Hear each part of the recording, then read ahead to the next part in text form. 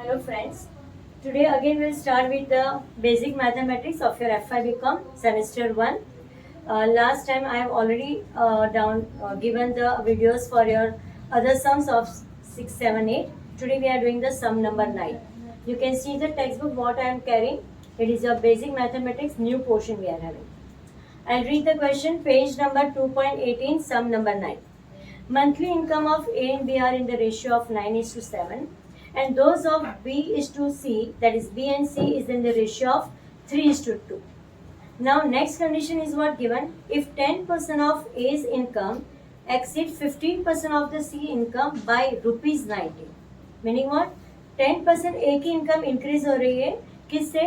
15% of C की जो income है उससे 90 रुपीज से. What you have to find? Find the income of A, B and C. So let's start the sum. Sum is little bit of big, so I have written the sum. You can see here the monthly income of A and B is what given? 9:7. That is given in our question. So let the income be X. तो A की income क्या हो जाएगी? 9x और B की income हो जाएगी 7x. That is 9:7 मतलब 9x और 7x. अभी income of B and C is also given. So income of B and C we will assume to be a Y. And that is why ratio क्या दिया है question में? It is given 3:2. मतलब 3y and 2y.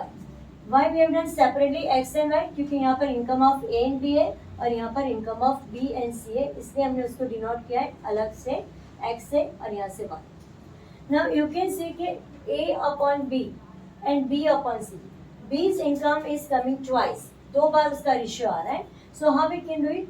B's income is equal to 7x. यहाँ पर जो 7x है और यहाँ पर B का है 3y is equal to 3y. So we will do y is equal to 7x upon 3.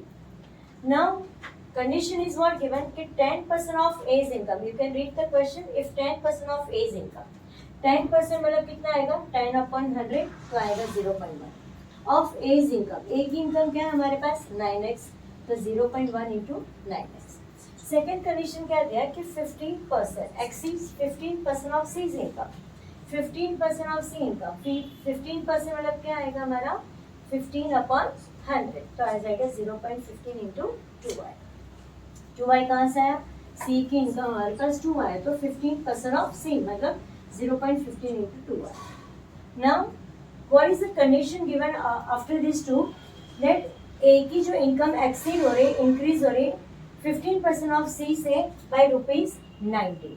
तो A's income exceed by how much rupees? 90. तो हमारा इक्वेशन क्या बनेगा? 10% of A's income exceed 15% of C's income by 90. By 90 मतलब is equal to 90. तो जो दोनों equation हमने यहाँ पर लिखे फर्स्ट एंड सेकेंड, वही इक्वेशन हमने यहाँ पर लिखे हैं. नाउ 0.1 into 9 आप करोगे तो 0.9 ही आएगा. 0.15 into 2y करोगे, आप कैलसी में भी कर लो, आपको मिलेगा 0.3y is equal to 90. Now यहाँ पर x है और यहाँ पर y है. Both terms are given separate. So what we can do? We can substitute value of y. यहाँ पर हमने y की वैल्यू सब्स्टिट्यूट कर दी 7x upon 3. यहाँ पर मैंने लिखा भी है y की value 7x upon 3. So 0.3 y मतलब multiply 7x upon 3. Now I have done cancellation. Be careful when you do the calculation. 0.9x यहाँ उसके बाजू में माइनस है तो 0.9 और 3 डिवाइड नहीं होगा, कारण कि यहाँ पर क्यों है? क्योंकि यहाँ पर वो माइनस है. What is to be done? 9x आप साइड में रखो तो आपके इक्वेशन क्या बन जाएगा? 0.3 into 7x upon 3. Then you cancel 0.3 with the 0.1. you can never cancel any number where there is a plus या माइनस है. हाँ, मल्टीप्लाई वाला यू कैन कैंसिल, तो ये हमारा मल्टीप्लाई सो हमने कैंसिल कर दिया. You will get 0.9x minus 0.1 into 7x तो क्या आएगा? 0.7x is equal to 90. दोनों x है तो you can easily minus, आपका आंसर आ जाएगा 0.2x equal to 90.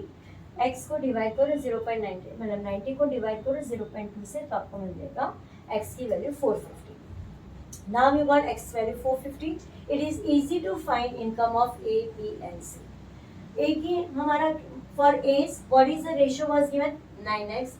तो you can see here income of A is how much? 9x. तो x की वैल्यू हमने ऑलरेडी फाइंड करके रखा है. x value is already written as a 450. So 450 value we are substituting here. So 9 into 450 become 4050. Now income of B find करना है. तो B का हमारा इक्वेशन क्या था? 7x/3. तो from that we can find the value of y. x की value क्या है हमारी? 450 ऑलरेडी हमने यहाँ फाइंड करके रखा है. तो आपको मल्टीप्लाई करोगे, डिवाइड बाई 3 करोगे तो 1050 आ जाएगा. y वैल्यू क्यों फाइंड करना है? इफ़ यू रिमेंबर तो हमने c के लिए लिया था 3y, सॉरी c के लिए हमने लिया था 2y. तो c की what is the income is 2y, उसके लिए भी हमें y की वैल्यू लगेगी. So we found the value of y to be 1050. Now income of b is what we have taken as a 7x. तो आपको आ जाएगा 3150 क्योंकि 450 आप सब्स्टिट्यूट करोगे. और इनकम ऑफ c आ जाएगा 2y और y की वैल्यू मैंने ऑलरेडी यहाँ पर फाइंड करके रखी है 1050. So c's income will become ₹2100. In short आपकी income of A is ₹4050, income of B is आपकी 3150 और Y की हमने फाइंड कर लिए इनकम. तो Y की इनकम फाइंड करने से हमें क्या मिला? इनकम ऑफ C मिल गया, that is 2100. Okay, hope so you must have understood this sum, and I would wish that you will subscribe my channel to get every time the new sums for your new portion of your 2024. Thank you.